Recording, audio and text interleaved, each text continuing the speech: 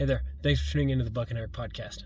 I'm Bucky. And I'm Eric, and today we're talking about 3 steps you can take to solve every problem. We all got problems. Some of us got more problems than others. Some of us have 99 problems. Sounds like procrastination to me. Sounds like procrastination.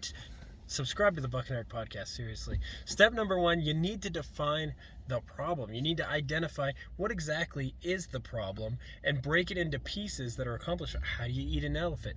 One bite at a time. Yep. You gotta find those small chunks, those small criteria that you can meet to start solving this problem. And one of the things that this means when you're defining that problem is looking back on your own experience and your own well of knowledge and saying, have I overcome things like this before? Are there any obvious answers here that I'm familiar with? What are the pros? What are the cons?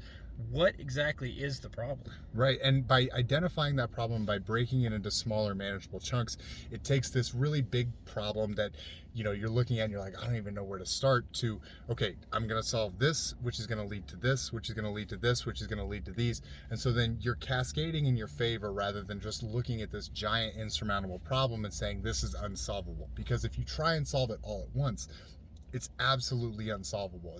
It would be tough to do. So breaking it down gives you that opportunity, and then leaning into your own knowledge is going to help you to go to that next step so that you can actually keep track of where you've been and how you've been there. And sometimes your own knowledge and experience isn't enough. That's where step 2 comes in.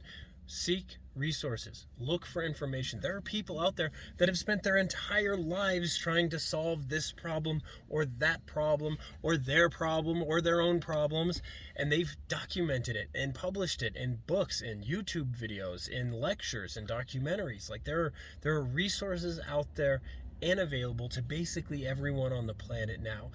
Figure out who has studied the very same problem and figure out, man, I don't think this guy got it right. I don't think this guy got it right. But man, this book right here is really giving me some interesting ideas to confronting this problem. Definitely. And there are a lot of free resources too with that. So bear that in mind, that like Bucky said, you can go out and you can find that information and you can find a free answer to something that you're looking for. So step number 3, asking for help. Now there's a reason we saved this to the very end, because you want to try to solve it yourself first before you come to somebody else with it, because you don't want them to perceive this as you're just another person unloading your problems into their lap. I mean, Eric, I'm sorry, dude, but it gets so tiring. I would like to see you just take the initiative and just show me that you're also invested in solving this problem before you bring it to me, man.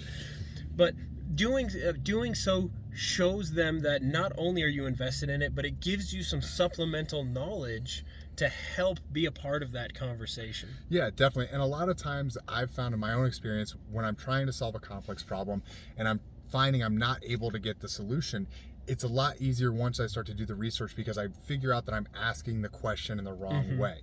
And so my lack of knowledge is preventing me from finding the person who has that knowledge, because I don't even know how to ask the question. And so using that perspective, using your past knowledge, using other people's perspective, and having all of those pieces come together so that you can actually get the question that you're looking for will help you to find a better solution instead of just beating your head against the wall trying to do the same thing over and over. Right, and doing your own research is going to give you the ability to articulate the problem to the person that you turn to for advice much more clearly and precisely, in a way that they're able to help you navigate through that with less headache on their end and your end.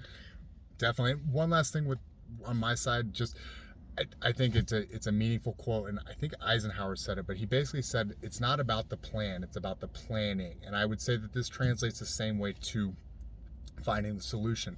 In many cases, it's about the path to the solution rather than the solution itself, because that's going to give you all this other knowledge along the way that's going to give you so much more success down the road, because you took the time and you have that depth of knowledge that the next time you have a question that comes up, you've got that extra book that you can pull and you can say, oh, I remember reading about this, or I remember this resource that I pulled. And you can start connecting those dots. And the more dots that you have in your network, in your brain or in your knowledge or whatever it is, the better your solutions are going to be every single time. And you're so right about that, because like even if you go, let's say you make step 3 asking for help step 1. Yep. You ask somebody for help, they tell you the answer, and then you go out there and you do what they told you to.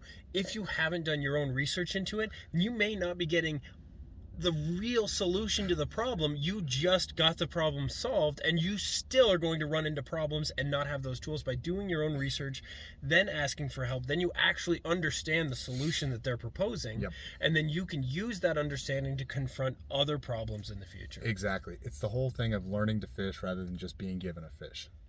If you know how to fish, you can solve your own problems. You can make those solutions. So I love fishing. You know what I love fishing for?